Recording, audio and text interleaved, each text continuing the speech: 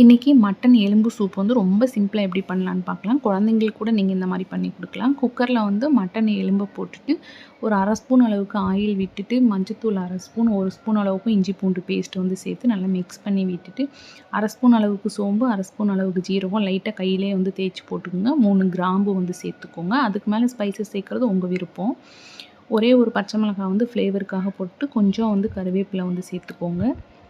இப்போ வந்து தேவையான அளவு வந்து தண்ணி சேர்த்துக்கோங்க. தண்ணி ரொம்ப சேர்த்துற வேண்டாம். ஓரளவுக்கு வந்து அந்த எசன்ஸ்லாம் இறங்குற அளவுக்கு கொஞ்சம் சேர்த்துக்கோங்க. இப்போ வந்து உப்பு சேர்த்துட்டு ஒரே ஒரு தக்காளியை வந்து கையிலே வந்து அப்படியே நல்லா பிசைஞ்சு பிழிஞ்சு விட்ருங்க. வெட்டி போடுறத விட இது நல்லாயிருக்கும். இப்போ க்ளோஸ் பண்ணி மீடியம் ஃப்ளேமில் 7, 8 விசில் வச்சு எடுத்திங்கன்னா டேஸ்ட்டு சூப்பராக இருக்கும். இன்னும் நீங்கள் வெங்காயம் வதக்கி அந்த மாதிரியும் போடலாம். இது ரொம்ப சிம்பிள், டேஸ்ட்டும் ரொம்ப நல்லாயிருக்கும். இப்போ நான் குழந்தைங்களுக்கு வந்து பெப்பர் போடாமல் ஒரு இதில் எடுத்து வச்சுட்டு மற்றவங்களுக்குலாம் பெப்பர் போட்டு கொடுத்தேன். இதை வந்து நீங்கள் ட்ரை பண்ணி பாருங்கள்.